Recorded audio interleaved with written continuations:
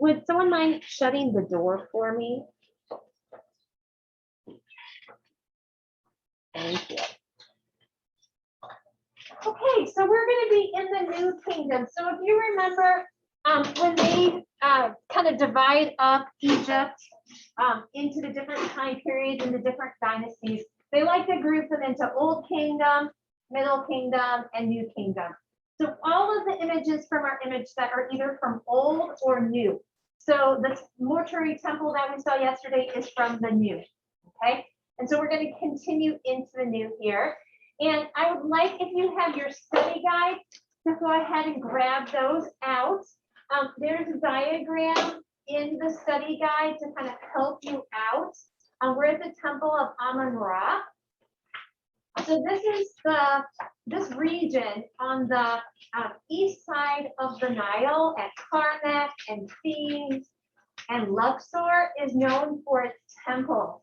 And this is where all of the religious power was housed in the New Kingdom. So today, when you take tours of Egypt and you take a boat down the Nile, you know, this is probably that very popular tourist destination that people step out to. So you'll have some areas where you can add to your notes, either in the study guide, or if you want to use your note takers, but I know there's a little less space for like filling out diagrams with what is what. So you can use your study guide for that, okay? So here is the image that we have in the image set of the Temple of Amun-Re and its hypostyle hall. And you can probably tell by looking at it that it really is a shell of what once existed, okay? So it has, you know, it's got some missing parts, it's got some missing roofs, things like that. So let's keep it simple, right? Let's keep it simple. What is a function of a temple? What is a temple used for? Go ahead and chit chat with your neighbors. What's a temple used for?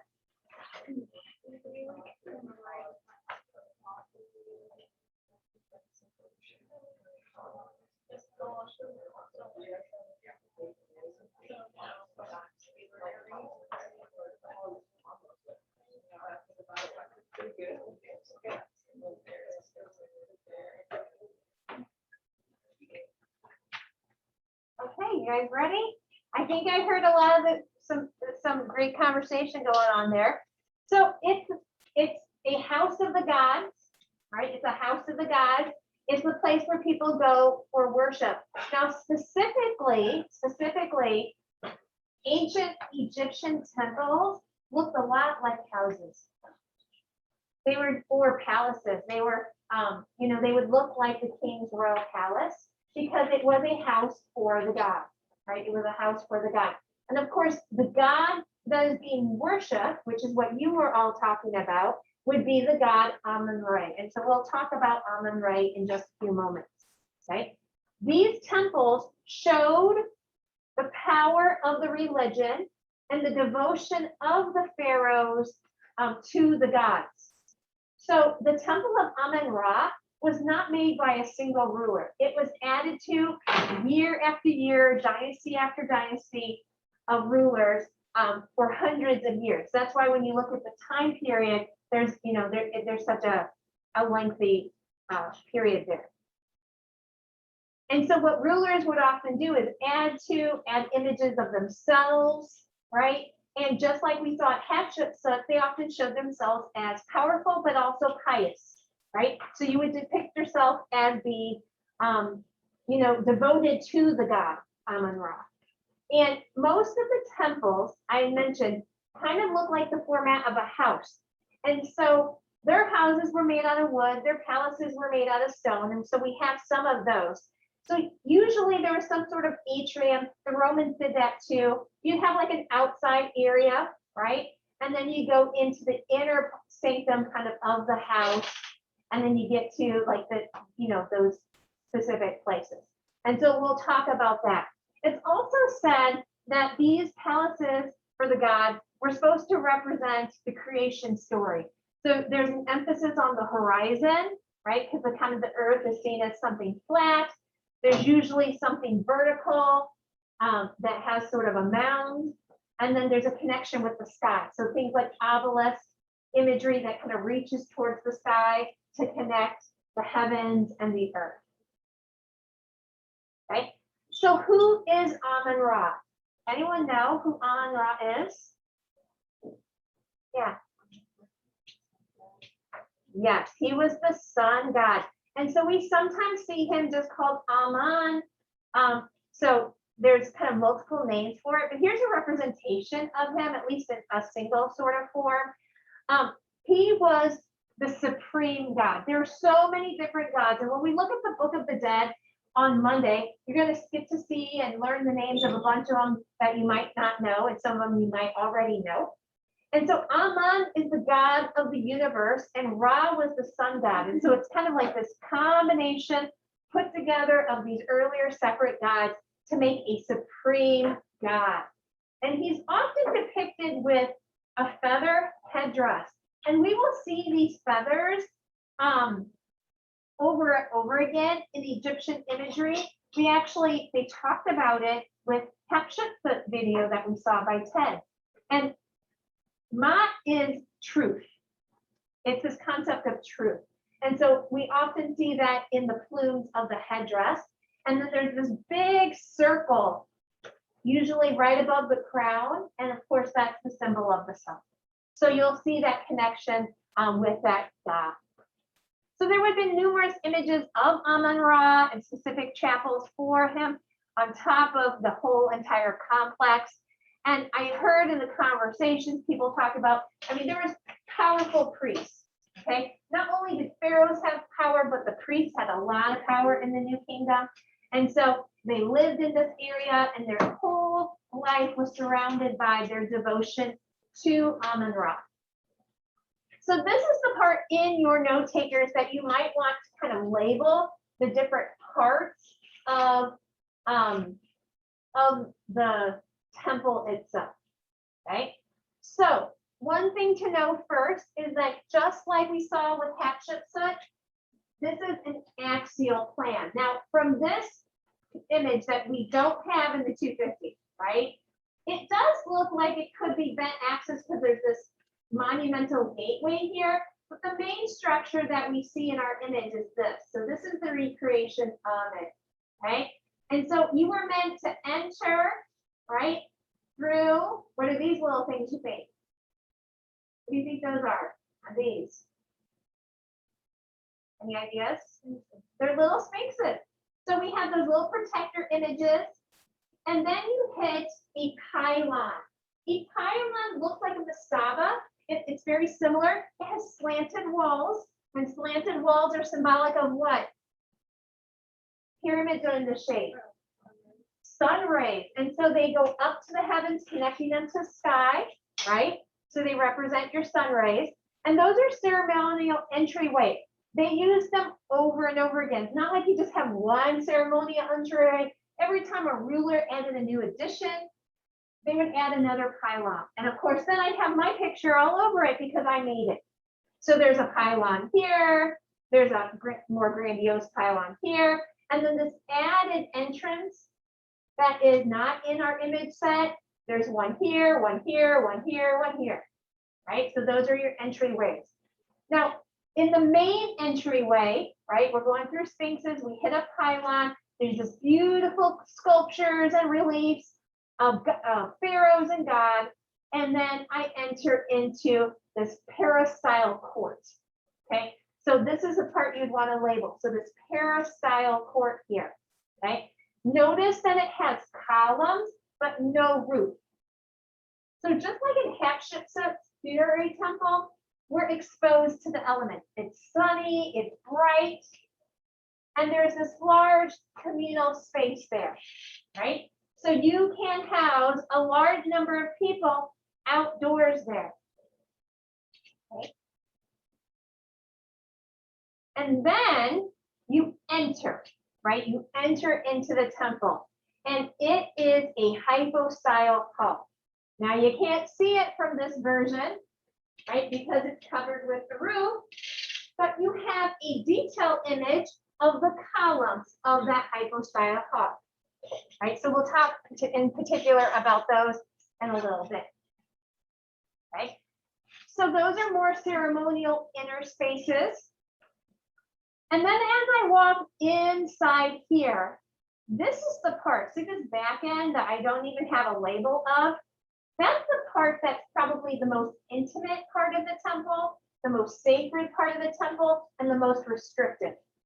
So as a worshiper of Amun-Ra, I could probably, like I'm a common person, I could probably go in here into the hypostyle hall and my access probably starts, okay? But priests and pharaohs families and pharaohs high officials can go into the inter sanctum, into these smaller little chapels where they are devoted to serving Amun-Ra, feeding, clothing, sculptures of him, devoted to him for all eternity, okay? Some other basic information here is that there's a lot of vocabulary, that we still have post-lential architecture, right? So lots of verticals, lots of horizontal elements. We will see a clear story, so I'll define that in a little bit. And then the details and sunken relief, and I'll define that for you too. But I want to make sure that you realize that, quite a bit of vocabulary here that will help you. And some of it's review from things we studied in previous temples, right?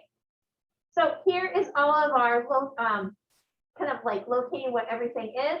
One thing I forgot to mention is that there is a ceremonial lake. And obviously from looking at this, it's not real, right? It's an artificial lake.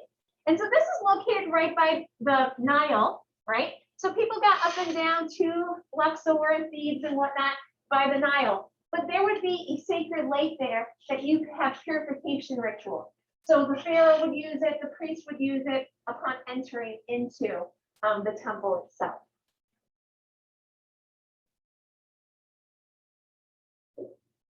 Okay, so here's a recreation of what it looks like, or what it looked like, so you kind of have an idea of all those little details.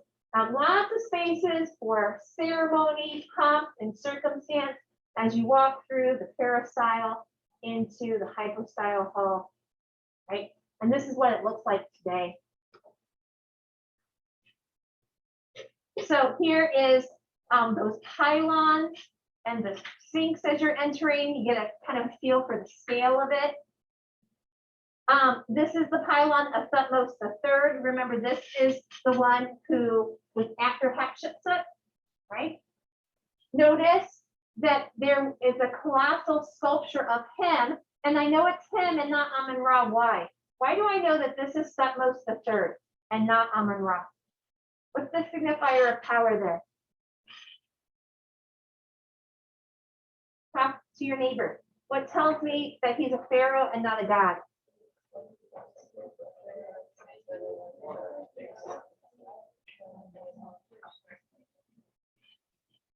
Okay, who's going to volunteer now? Rashina, what did you say? Rashina. Okay. I know, so similar and so close together.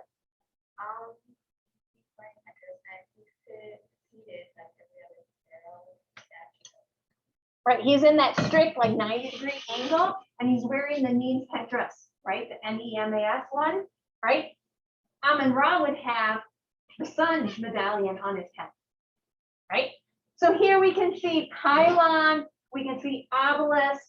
Obelisks, like our Washington Monument, were markers of important victories for battle. They would be markers of important events.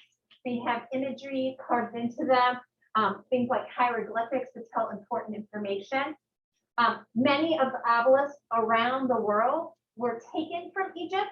So when you go to places like Paris and London, and they have obelisks sitting out in a fountain, and you look at them closely, Rome is a big one too, you'll notice that they have Egyptian hieroglyphics on them.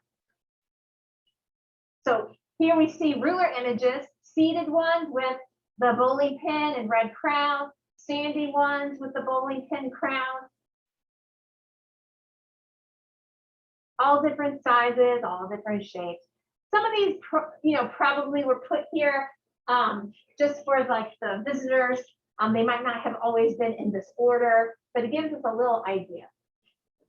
So this is the hypostyle hall and the pylon. And so what you see is just like we saw at Dozier, remember the step pyramid complex by Imhotep?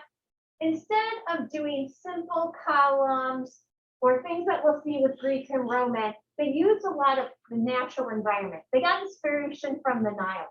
So bundles of reeds, lotus blossoms as capitals,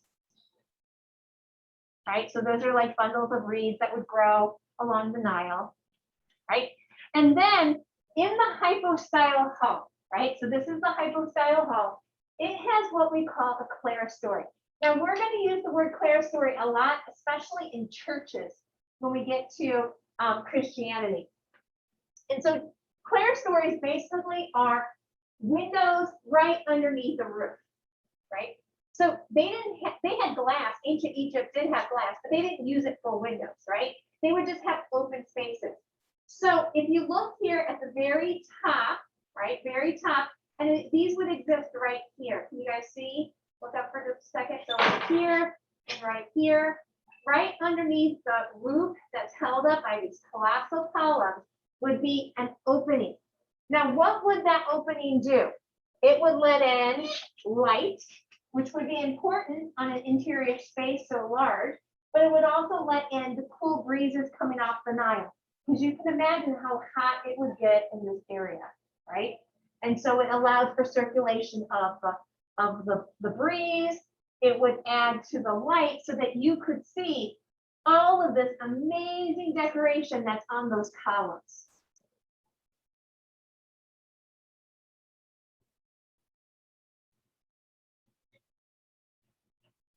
All these animations, I gotta get rid of some. Okay, so this is your hypostyle hall. As you can see, it had color. It was not just carved stone. It had color to it. And you can still see traces of it in certain sections of the hypostyle hall. So what would be all over these columns? What kind of imagery would we see? What do you think? What's an educated guess? Say what? Right? It's organized in registers. And what kind of information would we see?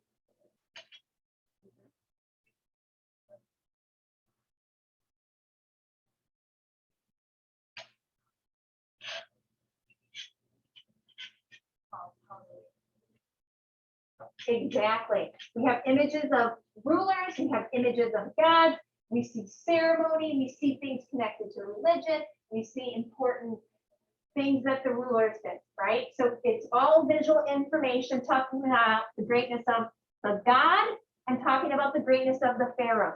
They're done in relief. Now, this is, you have a detailed image of this. Notice that instead of being sculptural on one side, like think about like the law code of Hammurabi, they carved it and it's like 3D.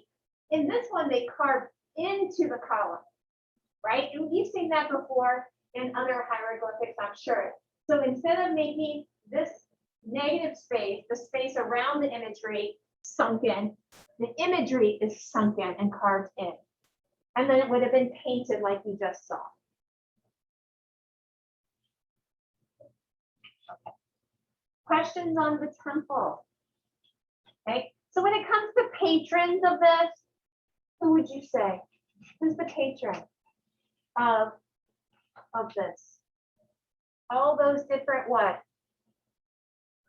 All those different pharaohs, yeah.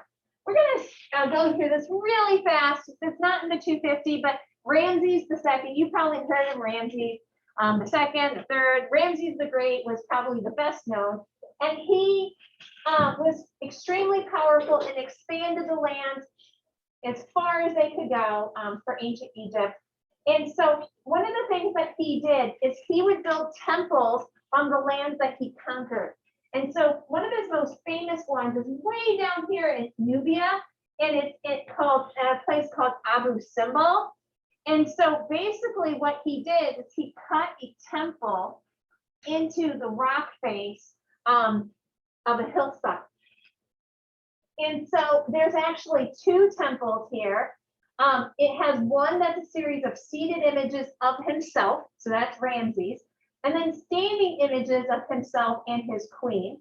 And so it was discovered covered underneath drifts of sand, and it kind of revealed it. And one of the interesting facts about this place is that it aligns with the sun, which aligns with his birthday and his coronation day, which happened to be the same day. His coronation day happened on his birthday. And so the sun would shine into this, there we go, right, into the interchamber of one of those chapels. And so it was aligned perfectly. Now, I should have put the map back sooner, right? You notice that this is along the Nile. And in the, I want to say 70s, the Egyptian government decided to dam up this area. And basically they flooded the plain. And they were afraid that this would have been destroyed. The Egyptian government moved the temple to another hillside. So it's not in the original location. I don't know how they did it. I haven't seen video of it either, but they moved it and they aligned it. It's like so close to being like his birthday alignment too. It's kind of amazing, but it's so massive and it's so large. And there's all these, this is Nefertiti, his wife. She's next to his calf, like super, super tiny there. Instead of like, you know, arm around, she's up touching his calf because, you know, she's devoted. There's images of Horus and Amun-Re, and it has all these images about the greatness and the power of Ramses II. He's like literally everywhere, right? Hunting and protecting.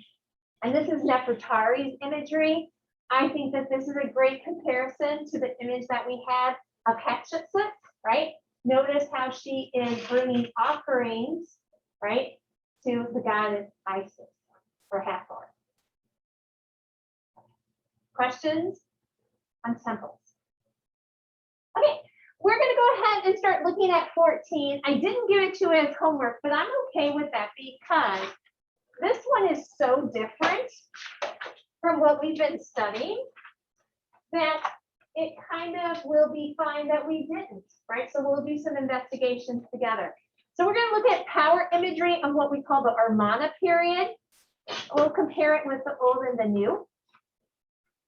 So in ancient Egypt, there was a ruler named Akhenaton, and basically he decided with his wife that he no longer wanted to be devoted to Amun-Re. He had a new god, a new sun god. And he decided to move the capital and to move the temple from the south up to what we call Amarna today. And so that's where we get the name Amarna period, as it comes from this region that he took. So who was Akhenaton, right? There's a podcast here, it's kind of long, so we're going to skip it. This period of time is very, very short, very, very short.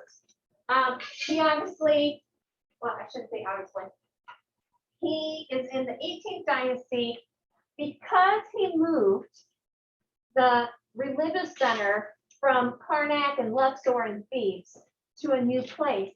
He was not popular, right?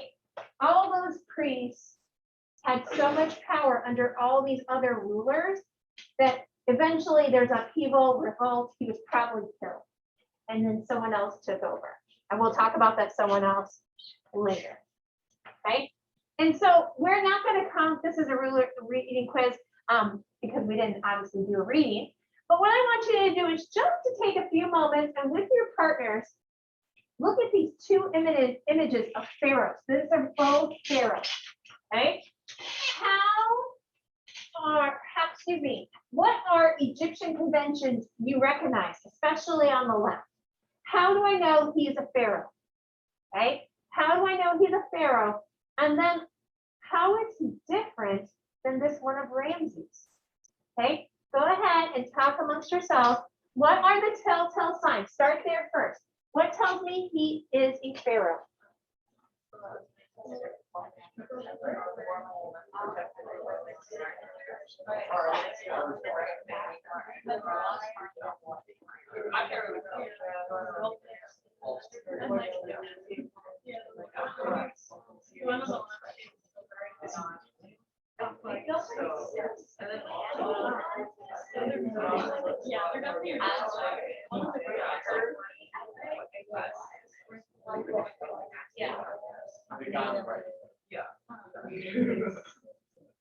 Okay, you guys are doing a great job. What are the emblems of power that tells me he's a pharaoh? What are the emblems of power? Just give me one. Yes. His headdress. His headdress. Oh my goodness, he's like wearing them all, isn't he? Right? He's got the bowling cap, he's got the lower, he's got the upper, which is the red one, and he's got the names one on. He's wearing all three. I mean, it should be really obvious he's a pharaoh, right? Anything else that tells me he is a pharaoh? He's got the fake beard, right? Hatshepsut had that too. Tutankhamun had it too, and he probably didn't have facial hair.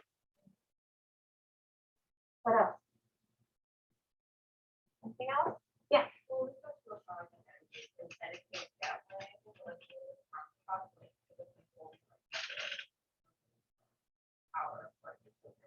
Yeah.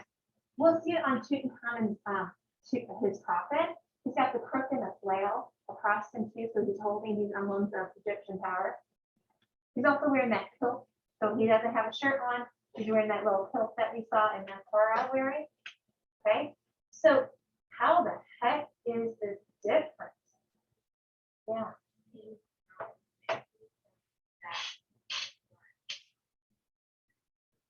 He's curvy, he's a little soft, right? People do say he kind of has some feminine sort of characteristics as well, right? So similar, right, in that he's still cool, calm, and collected. He's still kind of stiff, but it's a little bit different than what we see at the Ramses, right?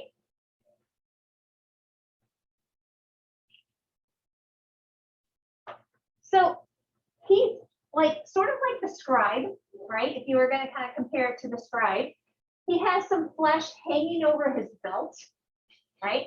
And he's not that typical like muscular 18-year-old, 20-year-old man that we see so often in ancient Egypt and ancient Greece and then ancient Rome. They keep copying each other, okay? So he is shown this way. We're going to go ahead and watch the smart history for this. So like I promised, we'll get some of this work done. And what I'm going to go ahead and do is have you guys break up into numbers. So we're going to skip number 1. Let's see. Oh, so close. So have you two focus on 2, right? So you're going to listen to the whole video, but in the study guide, when you guys look at section, I think it's 14, I want you to focus on getting the answer to number 2. I have you guys 3, 4, 5, 6, 7, 8, 9. Let's go. Both of you 8, both of you. Okay. So we're going to go ahead and look at those questions. And then we'll kind of report out and fill it all in just to make sure everyone has it for themselves. And I can record this because it's from Smart History.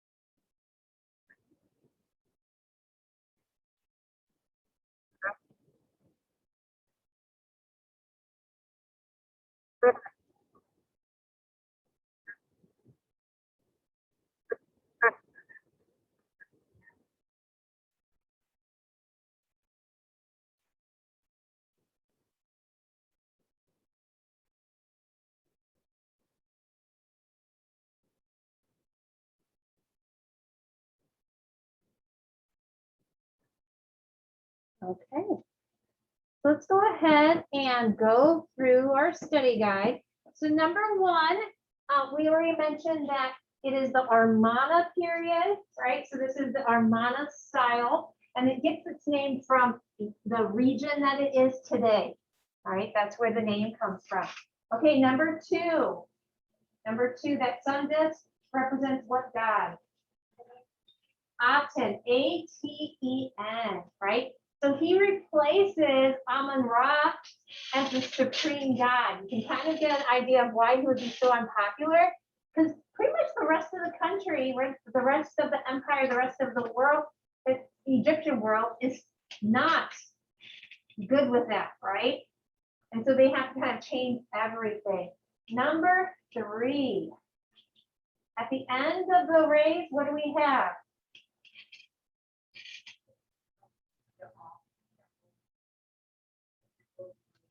Right. And so there's all of these sun rays coming down from that symbol. And when we look at it close up, there's these little pinchers all around, right? These little claws. But the ones closest to their noses, like mentioned in the video, have the right? So the giving of life. So life comes from Aten, right? Number 4. What's in that sun disk? Tiny cobra. Right, so he is supreme. 5. What's the youngest daughter doing? So what's the big deal about that? Any idea? Any educated guess? What's the big deal about her playing with the earring? How is this different than all the other Egyptian ruler images we've seen? It's so casual, right? And that's one of the reasons why this is so interesting and so fascinating. Also, the fact that so many of them were destroyed, which we'll see in just a little bit. You know, there's not a lot left from this period. Obviously, it was a short period to begin with. But they were so casual and they were shown so loving. Like, this is a family image, right? It's like a family photo, right? And it tells us of their love and their devotion to the family and to their children. And you get kind of the impression that these were not hands-off parents, right? The nannies weren't taking care of the kids. They were taking care of the kids, not just Nefertiti, but they both were together. Number 6. Let's see. Sorry. Number 6. I probably said too much about that. It has depictions of what? Love. Love, right? And interesting enough, the daughter that Akhenaton's holding is pointing to who? Nefertiti. And so they didn't really get into it very much at the end of the video, but they talk about how she has that throat. And I bet that is an answer. Number 9, I'm going to skip all the way to that. Right? Yeah. It shows symbols of both that she's a queen of both, which is weird because her husband doesn't really have those symbols on his throne. Right. We think that they were co-rulers. Right? So instead of him being pharaoh, they were pharaohs together, which is a little different too, right? And we have some beautiful images we'll see of Nefertiti in just a little bit. Okay. So number 7, how is this a conventional composite view?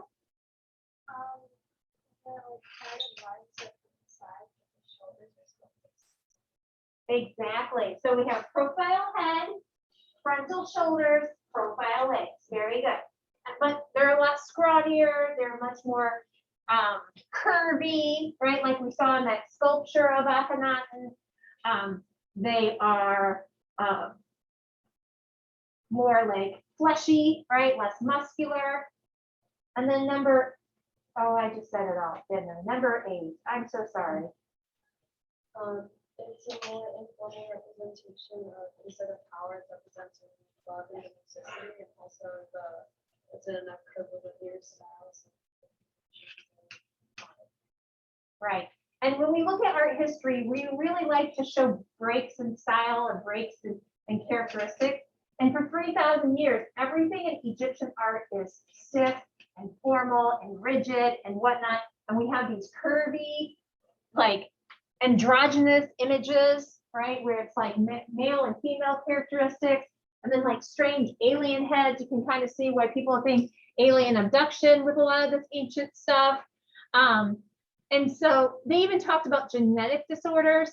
And that may be a reason for why they look that way. We think that this is a style thing, but also keep in mind that a lot of ancient Egyptians married within their families, right?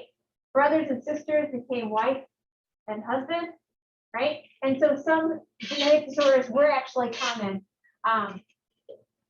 during these times as well. But we think that this is definitely a change in style, right? So here's just close-ups of all those things we just talked about, right? So we can see close-ups, images. What kind of relief is this? It's sunken relief, right? Notice kind of the difference between how we normally see parent-child relationships in ancient Egypt. Much more loving, right? This is an image of Nefertiti.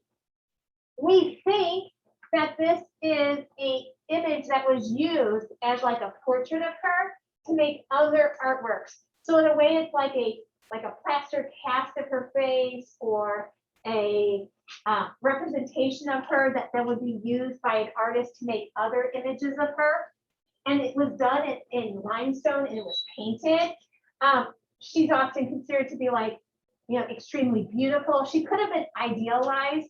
This is much more realistic than some of the other stuff we've seen, but this is a real famous portrait bust of her. This is an image of Akhenaton's mother, Tai, and you can see that she looks very realistic too, right? This is, I think, wood and limestone, and it also shows us a little bit of possibly one of the reasons why they're represented slightly different. She was of Nubian descent, and so you can see that she has a wider nose and thicker lips, and we will see those characteristics still as we move into our next ruler, right? Because Akhenaton was basically the power of the priests in Thebes and Luxor created an upheaval, and they, upon the death, murder of Akhenaton, destroyed Amarna.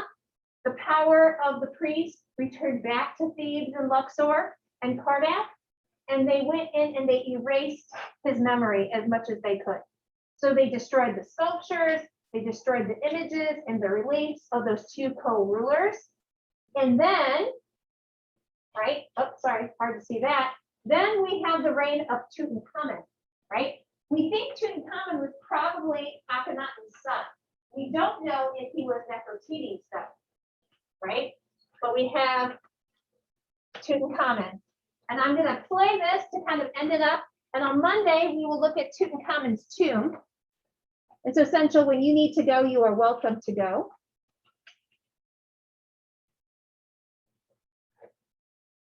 This is very short.